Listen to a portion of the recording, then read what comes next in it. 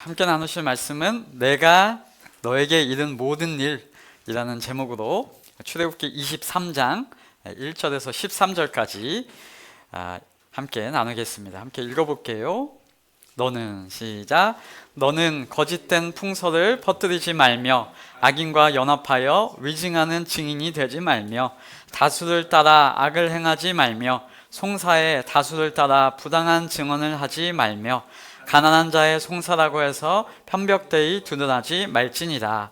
네가 만일 네 원수의 길 잃은 소나 나귀를 보거든 반드시 그 사람에게로 돌릴지며 네가 만일 너를 미워하는 자의 나귀가 짐을 싣고 엎드러짐을 보거든 그것을 버려두지 말고 그것을 도와 그 짐을 부릴지니라.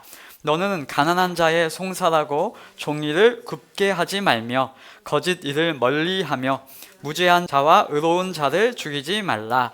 나는 악인을 의롭다 하지 아니하겠노라.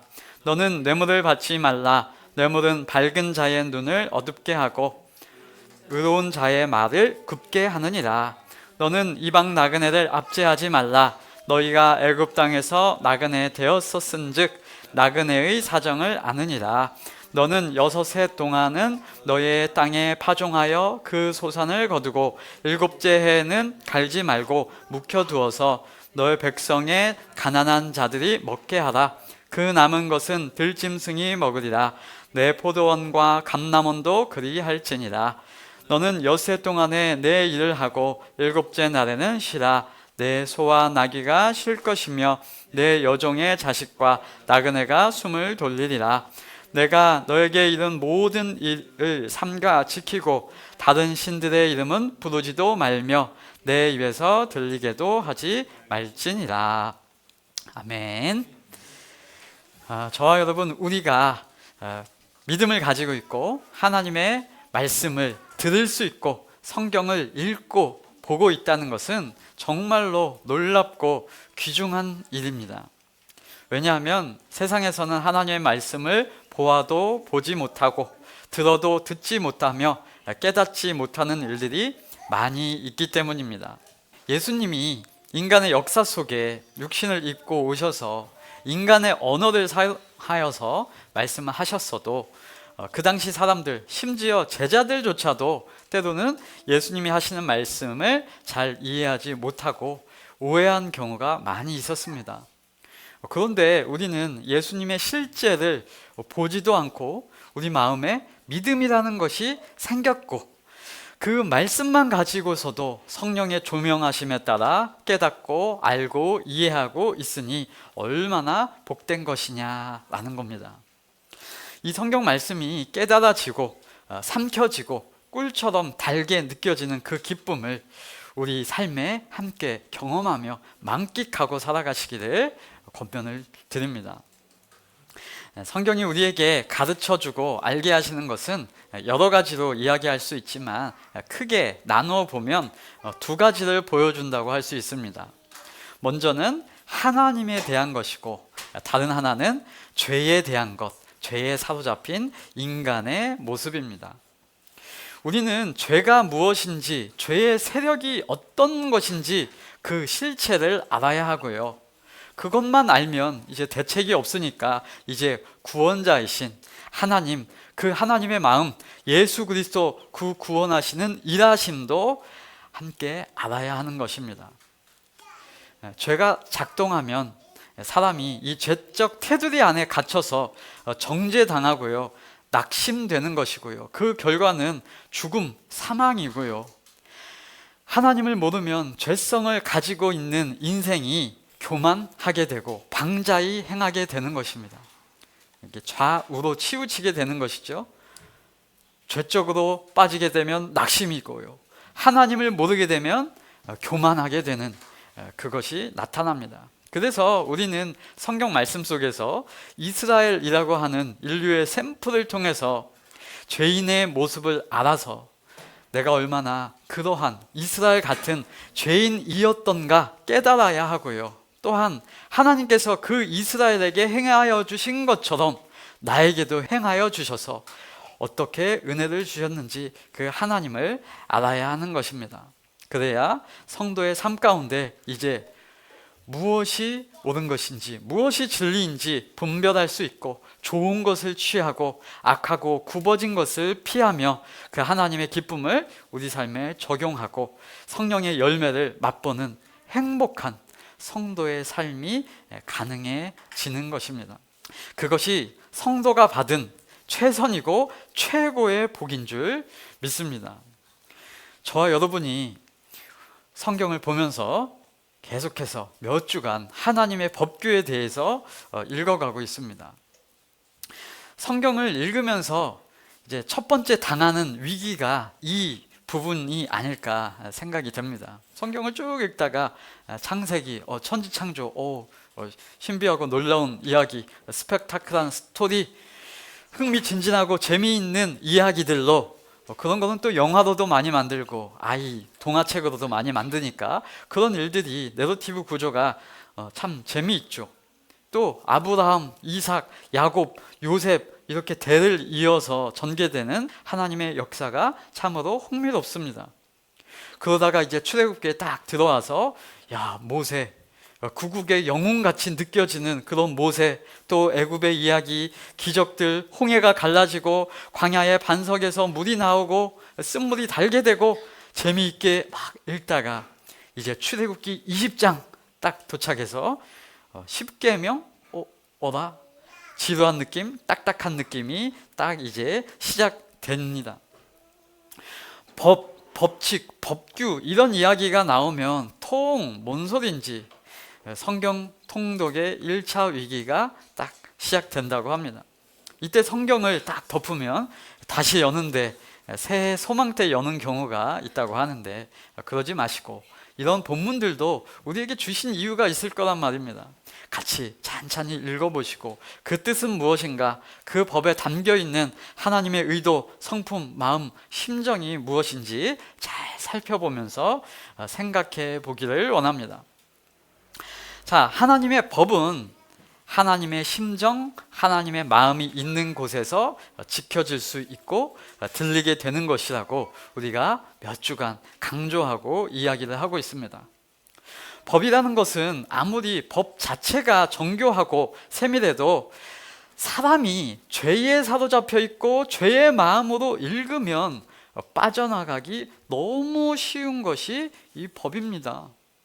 반대로 아무리 법규, 규정이 없는 곳이라도 백성들이 하나님의 마음이고 하나님의 심정으로 행한다면 그것은 천국이라고 말하는 것입니다.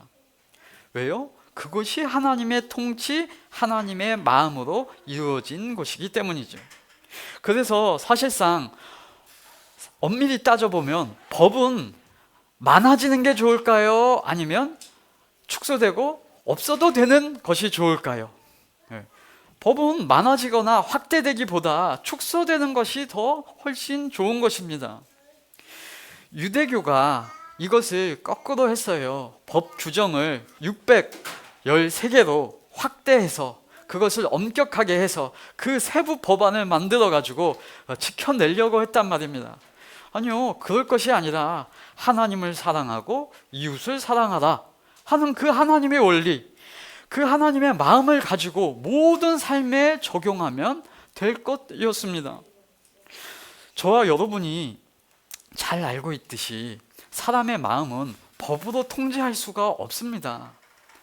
여러분, 아무리 법규, 규정을 잘 정해놓는다고 하더라도, 아무리 가정에서 규칙을 잘 정해놓는다고 하더라도 그거 마음이 그렇게 되어지지 않으면 지켜지지 못하는 것이 현실입니다. 쉬운 예도 한번 들어볼까요? 요 앞에 학교가 있어가지고 어린이 보호구역이 있고 교통 신호가 있습니다. 그리고 30km로 속도를 규정합니다. 그래서 그걸 단속할 수 있는 카메라도 있고요. 그런데 재밌는 것은 그 앞에 30km 카메라가 딱 있으면 30km를 안 넘으려고 사람들이 엉간히 애를 씁니다. 그런데 그 카메라를 딱 지나가면 그 30km로 내 시간을 빼앗긴 것을 보상받으려는 듯이 상 하고 나가는 경우를 저는 많이 봅니다. 뒤에도 여전히 30km 규정이거든요. 정해져 있는 법이거든요. 그러니까 이제 사람들은 또 뭘 도입해요? 지나가니까 안 지키더라. 그러니까 이제 뒤에서도 찍겠다라고 후방에서도 카메라를 찍는다고 합니다. 그러나 그걸 하면 이제 또 사람들이 잘 그것을 지키며 살아갈까요? 아니요. 마음과 인식이 바뀌어지지 않는 이상 그걸 넘어서서 또 달릴 것입니다. 그 후방 카메라가 찍히는 지점을 넘어서면 또 그렇게 행동할 것입니다. 뭐가 안 되면요? 그 인식과 그 원리에 대한 설득이 되지 않으면요. 인간의 가치관, 생각, 마음이 바뀌지 않으면 외적인 규제, 법규로는 결국은 안 된다고 하는 실증 우리는 너무나 잘 알고 있습니다. 또 재밌는 예가 있죠. 어떤 결혼한 부부가 서로 화목하게 사는 방법, 그런 것들을 많이 배워보고 싶었다고 하고, 우리 가정은 왜 이럴까 하고 연구를 많이 했다고 하죠. 그러다가 어떤 세미나에 딱 참석을 했다고 합니다. 그러니까 그 강사 선생님께서 상대방을 이해하면 싸울 일이 줄어듭니다. 많이 없어집니다. 그러게 하기 위해서는 여러분이 말을 잘해야 합니다. 말의 표현을 잘해야 합니다. 그래서 말을 어떻게 하는 말을 하라? 알고 계시죠? 서로 이해하는 말을 하라 라고 했답니다. 그래서 가장 쉬운 방법, 말 끝에 그랬구나를 붙이시라고 했답니다. 남편이 갔다가 일하고 들어오면 그런 일이 있었구나, 힘들었겠구나, 구나체를 꼭 쓰시라고 했답니다. 그래서 집에 와서 부부가 서로 규칙을 딱 정했답니다. 부부 생활 규칙 1번, 상대방에게 이해하는 말투를 쓰기. 그래서 형벌 규정도 꼭 넣죠. 안 쓰면 벌금 1회에 1만 원. 자, 규정을 세운 겁니다. 그러니까 이제 부부 간의 상황이 어떻게 됐을까요? 네, 효과가 있죠. 부드러워졌답니다. 그래서 남편이 딱 들어오니까 여보, 오늘 밖에서 일하느라 정말 힘들었겠구나, 고생이 많았겠구나.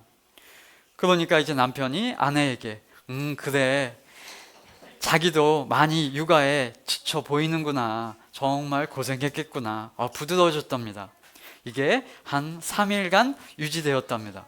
근데 3일 딱 지나가니까 좀 이상하더래요. 법칙은 딱 정해져 있기 때문에, 벌금은 딱 정해져 있기 때문에 군하는 해야겠는데 마음이 안 따라와요. 남편이 딱 밖에 갔다가 집에 딱 들어왔더니 아내가 누워있더래요. 밥도 안 차려져 있고 아내가 누워있어. 그러니까 남편이 오늘 당신이 참 나를 가볍게 여기는구나. 남편이 올 것 알면서도 참 마음도 지질이 편했겠구나 라고 얘기를 하더래요. 법칙은 지켜졌죠. 형벌은 면했죠. 그러니까 아내가 그러는 거죠. 당신이 나를 오늘도 도발하는구나, 한번 해보자고 하는 것이구나 라고 했답니다. 재밌는 이야기지만 여러분, 이게 우리의 실상입니다. 마음이 바뀌지 않으면요, 법칙, 규범, 그 행동 강령으로만은 되지 않는다는 사실을 우리는 너무나 잘 알고 있는 것입니다. 반대로 마음이 좋으면 법이 사실 필요가 없고요, 모두가 하나님의 마음을 가지면 그 법이 작동하지 않아도 그 법이 없어도 되는 것이 사람의 삶이죠. 그렇게 하나님의 법을 법대로 하자고 하는 사람, 그것 잘못된 것이고요, 그거 법대로 안 하면 안 된다 하고 달려들어서 다그치면 안 되고, 먼저 해야 할 것, 그 모든 사람이 하나님의 마음, 하나님의 원리, 하나님의 일하심, 하나님의 은혜를 아는 것이 중요합니다. 그래서 하나님은 그렇게 행하셨죠. 출애굽기 20장 이후로 나타나는 그 법칙, 규범들을 그냥 다짜고짜 얘기하는 것이 아니라 출애굽기 1장에서 19장까지 하나님이 행하신 일, 그 일하심이 충분하게 설명되어 있다는 것입니다. 그리고 난 후 20장 후부터 또 23장 오늘 하나님의 법이 등장하는 것입니다. 그래서 오늘 하나님이 하신 것처럼 다시 한번 강조합니다. 하나님의 법에서 가장 핵심은 율법, 이 조문이 아니라 하나님입니다. 하나님과 이스라엘과의 관계가 없으면 하나님의 법이라는 것 자체가 성립될 수 없지요. 그 법 이전에 하나님이 일하셨고 행하셨고 은혜 주셨던 모습이 강조되고 있다는 사실을 성경은 강조하고 있습니다. 너희는 하나님의 백성이고 나는 너희의 하나님이다 라는 것, 이미 하나님이 이 법문을 시작하기 전에, 이 법규를 이야기하기 전에 이미 말씀하셨던 것을 기억해야 하는 것입니다. 사람이 하나님과의 관계가 없고 그 하나님의 마음이 없으면 성경은 성경이 아니고요, 하나님의 법은 법이 될 수 없기에 우리는 하나님에게 집중하는 것, 그것이 중요하다고 강조하는 것입니다. 그래서 우리는 어떠한 방법을 따르는 것이 아니라 하나님을 믿는 것입니다.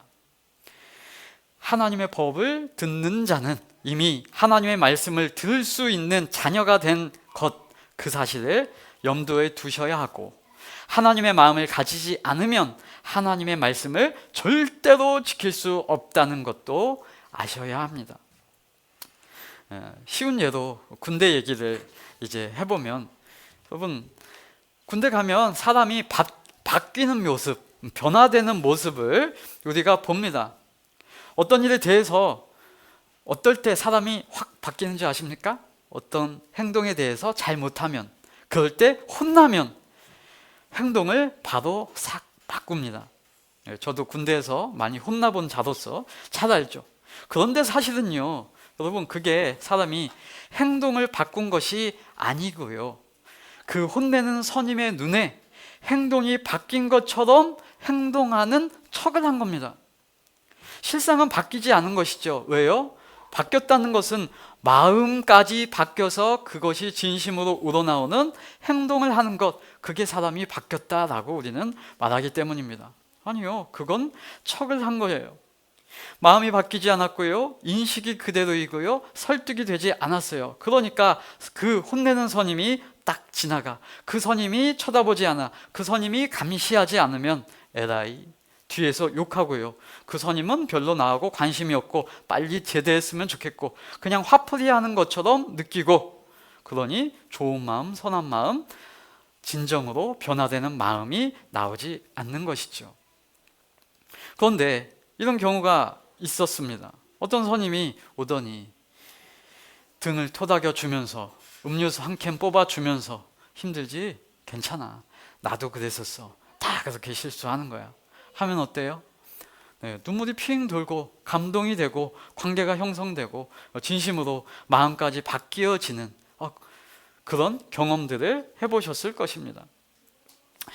이런 사람의 사랑에는 비할 바가 못 되지만 더 놀라운 일을 먼저 행해 주신 그 하나님이 계시죠. 하나님은 이스라엘과의 관계를 책임져 주시고 주님으로 인도하시고 형성하여 주셔서 사랑의 하나님으로 나타내 주신, 그리고 이야기하시는 내용이 이제 오늘 본문으로 나오는 것입니다. 1절부터 한번 보겠습니다. 너는 거짓된 풍설을 퍼뜨리지 말며 악인과 연합하여 위증하는 증인이 되지 말며, 그리고 7절에도 거짓 일을 멀리하며 무죄한 자와 의로운 자를 죽이지 말라. 나는 악인을 의롭다 하지 아니하겠노라 라고 하나님이 말씀하십니다. 자, 하나님이 이렇게 거짓된 풍설, 거짓된 일을 멀리하라고 하십니다. 그러면 저와 여러분은 뭐라고 하면 돼요? 네, 알겠습니다, 오케이 하면 됩니다. 하나님, 거짓말하면 저도 마음이 안 좋더라고요. 그거 해서 내가 이득 보는 게 아니라 더 피곤하고 더 마음에 짐이 생기더라고요. 결국 진실함이 훨씬 낫더라고요. 네, 하나님이 우리에게 그렇게 행해 주셨으니까 우리도 그렇게 하나님의 말씀을 따라 하는 것이 나에게 좋다는 걸 알고 있습니다 라고 말할 수 있죠. 왜요? 앞에 내용이 있기 때문이죠. 하나님은 너를 책임지시고 너를 이끄시고 너를 인도하시는 분이시다. 그 신뢰가 있으면 이것은 당연한 말이 되는 것입니다. 2절도 볼까요? 다수를 따라 악을 행하지 말며 송사에 다수를 따라 부당한 증언을 하지 말며. 네, 다수, 여러분, 애굽 사람에 대비해서 애굽의 신을 섬기는 사람은 다수였는데 그 다수가 못 이기는 소수, 자기들이 소수라고 생각했던 이스라엘 백성들이었는데 하나님의 능력을 보았습니다. 하나님의 능력, 하나님의 크심을 보았죠. 그러면 이들이 무엇을 느껴야 했을까요? 아, 진리는 살아있구나. 하나님이 일하시는구나. 소수여도 괜찮구나. 여러분, 소수는요, 때론 고독하게 보여도 진리가 있다면 그것은 최후 승리를 얻는 것입니다. 대세가 아닐지라도, 주류가 아닐지라도, 악을 행하지 않는 비주류에 속하더라도 네, 그것이 좋다는 것을 우리는 그리스도의 일하심을 통하여 이미 배웠죠. 좁은 문으로 들어가는 거고요. 찾는 이가 적지만 오히려 내 주님, 그것이 나에게 좋군요 하고 따를 수 있는 것입니다. 2절을 세 번역으로 한번 읽어드려 볼게요. 이렇게 나옵니다. 다수의 사람들이 잘못을 저지를 때에도 그들을 따라가서는 안 되며 다수의 사람들이 정의를 굽게 하는 증언을 할 때에도 그들을 따라가서는 안 된다 라고 말합니다. 여러분, 이 말씀과 관련해서 유대인들 사이에 이런 이야기가 있죠. 예전에 한번 얘기했었는데 만장일치로 결정된 결정은 무효다라는 내용이 있답니다. 왜 그런가 하니까 죄인된 인간이 만장일치가 될 때는 두 가지 중에 하나다. 한 가지는 자기들의 집단에 대해서만 이익에 따라서 반응하던가 아니면 모두가 죄를 짓는 것이거나 둘 중 하나다. 그러니까 다시 한번 생각해라 라고 하는 것이죠. 여러분, 사람들은요 다수를 따라갑니다. 이게 무섭죠. 맨파워라는 것이 있습니다. 사람들은 득세하는 쪽을 따라가는 경우가 많이 있죠. 그 세력에 대해서 나도 편승하고 싶은 이 인간의 연약한 심리가 있는 것입니다. 그러나 성경은 다수를 그저 따라가서는 안 되며 정의를 굽게 해서는 안 된다라고 하나님은 말씀하시는 것입니다. 정말 놀라운 말씀이고 그 인식 속에 센세이션을 이끌어내는 말씀입니다. 우리 삶에 적용하며 살아갈 수 있는 말씀이지요.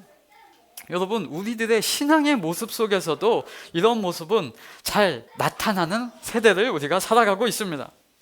여러분, 우리가 내가 진리를 소유했다고 하는 그 마음에 그것 가지고 기쁨으로 살아가야 하는데 사람들은 그것이 아니라 그저 어떤 큰 시스템 안에서 얘도 가고 쟤도 가고 그 사람도 그곳에 가네? 그 권위자도 가네? 그럼 그것이 좋은 거겠지. 많은 사람들이 따라가는 거, 그것이 맞겠지 하면서 뿌듯해하면서 편승해서 갑니다. 아니요, 그래서는 안 된다. 그것이 아니라 분별해서 가라 라고 하는 것입니다. 우리 학생들, 아직 가치관이 확립되기 이전에 청소년 시기에도 이런 것은 휩쓸리기가 참 쉽습니다. 저 친구도 하고 이 친구도 하고 그 친구도 하면 나도? 나는 안 하고 있는 이 모습이 나도 안 그러면 안 될 것 같은 분위기를 세상은 계속해서 주입하고 풍겨낼 것입니다. 그때 이 말씀을 기억하시기 바랍니다. 다수를 따라 악을 행하지 말며. 이 말씀이 기억나는 것이 여러분에게 축복이지요. 그리고 또 놀라운 말씀 3절부터 나옵니다. 가난한 자의 송사라고 해서 편벽되이 두둔하지 말지니 이고요. 이어지는 6절에 너는 가난한 자의 송사라고 정의를 굽게 하지 말며 라고 합니다. 여러분, 이게 참 세상의 인식과 다른 놀라운 말씀이에요. 여러분, 세상은 웬만하면 법정에서 가난한 사람 편 들어주면 욕은 안 먹는다고 합니다. 늘 판사가 욕먹는 게 왜 욕먹어요? 권력자들의 편에 서서 욕먹고 부자 편 들어서 욕먹죠. 그런 경향의 뉴스들이 종종 들리기 때문입니다. 근데 성경은 가난한 자라고 해서 치우쳐서 가난한 자를 위한 그 마음을 두둔해서 하지 말라라고 말합니다.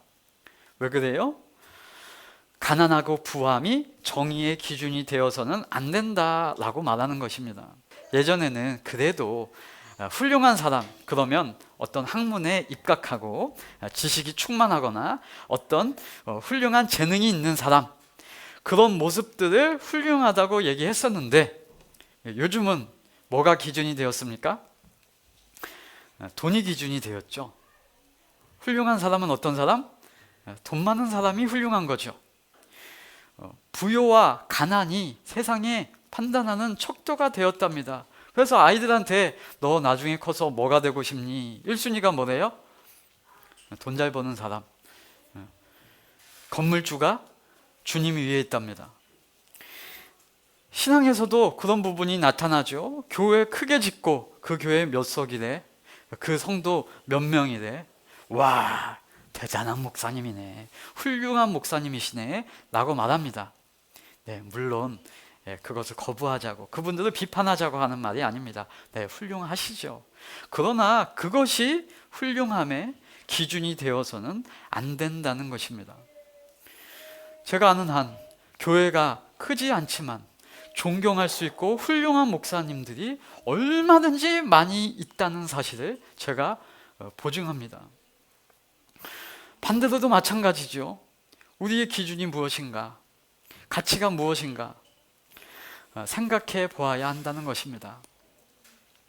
교회가 큰데 목회자의 실상, 목회자의 희한함들도 많이 있을 수 있다라는 것 우리가 많이 보고 듣습니다. 여러분, 사람 기준되지 않고 사람의 훌륭함의 척도가 교회 세력으로 규정짓지 않는 것, 맨파워가 아니다, 돈이 기준이 아니다, 숫자로 세력으로 사람을 볼 것이 아니라는 것입니다. 이어서 볼까요? 4절, 네가 만일 내 원수의 길 잃은 소나 나귀를 보거든 반드시 그 사람에게로 돌릴지며. 5절, 네가 만일 너를 미워하는 자의 나귀가 짐을 싣고 엎드러짐을 보거든 그것을 버려두지 말고 그것을 도와 그 짐을 부릴지니라 입니다. 여러분, 하나님의 마음이 없이 이게 가능한 말씀입니까? 하나님의 마음이 없으면 이건 말도 안 되는 법입니다. 여러분, 원수가 있어요. 그 원수에게 요즘 말하면 자동차나 건물이 있어요. 근데 그게 금이 가서 무너지고 있어요. 자동차를 누가 해코지하고 있어요. 부서지고 있어요. 그러면 내 원수에게 그런 일이 닥치고 있으면 마음이 어떤 마음이 들까요? 이 죄인의 마음은 그렇게 되어서 쌤통이다. 내가 한 것도 아니고 내가 그렇게 의도한 것도 아닌데 그런 일들이 자동적으로 나타나니 아이고 쌤통이다 하는 마음이 있는 겁니다. 네, 저만 이런 심보를 가졌습니까? 그런 생각 해봤죠. 네, 그런데 성경은 다른 마음, 다른 생각을 우리에게 집어넣어 주시는 거잖아요. 성경은 심지어 나를 미워하는 자가 엎드러짐을 보면 모른 척하지 말고 그거 도와줘라 라고 말한다는 것입니다. 이거 하나님의 마음이 없으면, 하나님의 생각, 하나님의 원리가 아니라면 말하는 것 자체가 불가능한 것입니다. 그런데 그 말씀을 하나님이 하시는 거예요. 누구에게? 저와 여러분 성도에게 다른 기준, 다른 인식을 불어 넣어 주시는 것입니다. 여러분, 이게 하나님이 일하신다, 하나님의 원리다라는 것입니다. 하나님은 이 마음을 주고 계신다라는 것입니다. 너는 이 말을 듣고 죄인의 마음으로는 그렇게 할 수 없는 존재이지, 그러나 내가 너를 변화시켜주고 너는 나의 자녀이고 내가 너에게 은혜 주어서 이런 죄인이 아니라 이제 의인이라고 내가 할 거야. 너도 하나님에게 원수, 죄인이었을 때가 있었지. 그때 너는 어떻게 나의 사랑을 받았느냐? 내가 그 죄인이었던 너도 내가 사랑하여서 구원받지 않았느냐? 잘해서 애굽에서 구출된 것이 아니지 않느냐? 500데나리온이나 탕감받은 자가 아니냐? 그 사랑의 100분의 1을 1000분의 1 전해줄 수 있겠지? 라고 하나님이 하나님의 마음, 사랑을 불어 넣어주시는 말씀입니다. 그래서 심지어 누가복음 6장 27절에는 더한 말씀이 나오죠. 너희 원수를 사랑하며 너희를 미워하는 자를 선대하며 너희를 저주하는 자를 위하여 축복하며 너희를 모욕하는 자를 위하여 기도하라 라고요. 아니 목사님, 저보고 그걸 하라고요? 아니요, 우리 생각으로는 도무지 불가능합니다. 죄의 기준으로는 안 하죠. 내 생각 같아서는 못 하죠. 그러니까 예수님이 말씀하시는 거예요. 그러니까 예수님이 우리에게 오셔서 새 마음을 주셔야 가능합니다. 네, 성경은 그렇게 얘기하고 선언합니다. 내가 너희에게 새 마음을 주고 새롭게 한다. 너희를 새로운 피조물로 바꿔주겠다. 그래서 너희는 이전 것이 아니라 새로운 피조물이다. 그래서 새 영으로 내가 너희에게 주는 가치와 마음과 생각과 기준으로 성도로 내가 너희를 그렇게 변화시켜 내줄게. 내가 너희를 그렇게 사랑한다. 하나님은 말씀하십니다.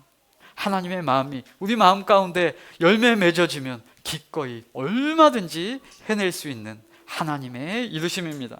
8절 이어보겠습니다. 너는 뇌물을 받지 말라. 뇌물은 밝은 자의 눈을 어둡게 하고 의로운 자의 말을 굽게 하느니라 입니다. 네, 뭐라고 말해요?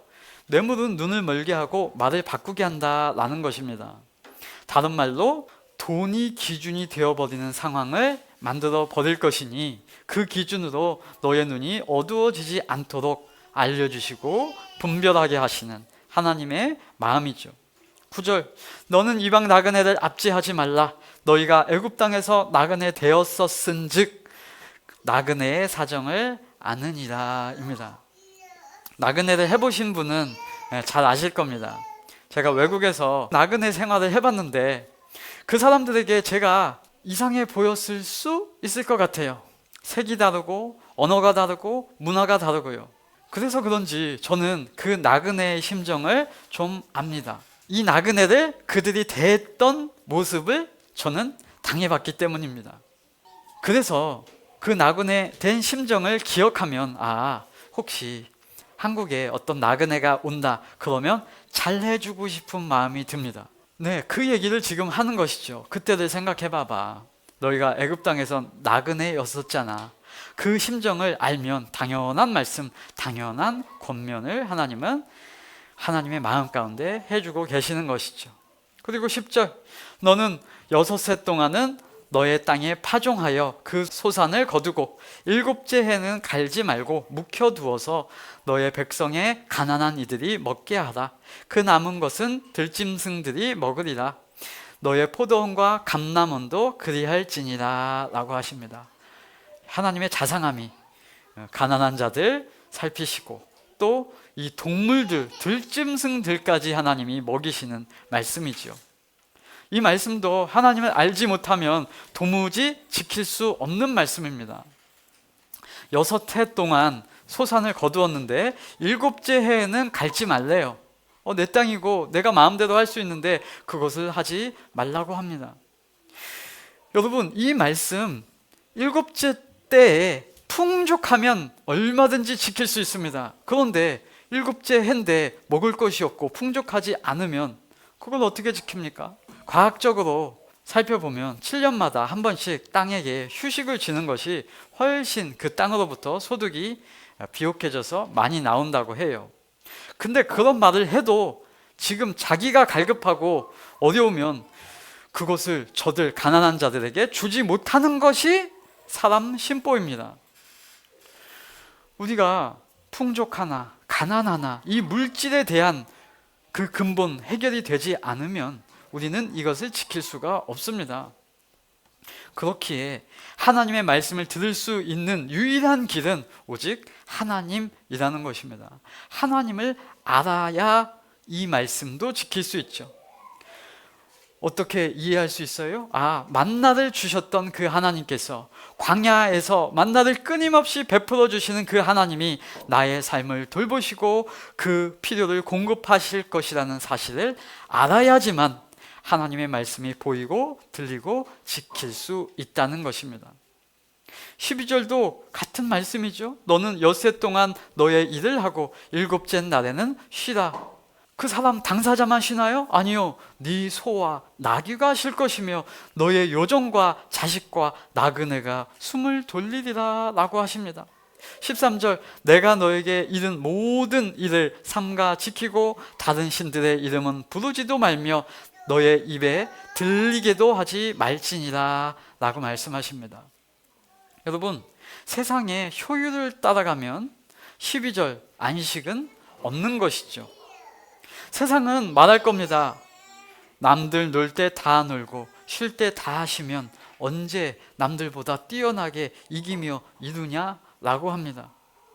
거기다가 주인만 쉬라는 게 아니라 너의 여종도 쉬게 하라, 소도 쉬게 하라, 나그네까지 숨을 돌리게 하라 라는 것입니다. 여러분, 이런 말씀은 하나님의 규정, 그것을 넘어서 하나님을 기억하는 것이 필수적입니다. 이어지는 말씀도 다른 신들은 찾지도 말라라고 하는데, 여러분, 사람들이 왜 다른 신들을 찾고 부릅니까? 좀 그 신들로 인해서 풍요롭게 복 받고 싶어서 사람들이 종교 행위를 해서라도 절하고 내 어떠한 그 재물을 드려서라도 그 신에게 빌고 부르는 거잖아요. 여러분, 이것도 유일하신 하나님을 모르면, 그 하나님의 은혜 주셨다는 사실을 모르면 전혀 지킬 수가 없는 것이죠.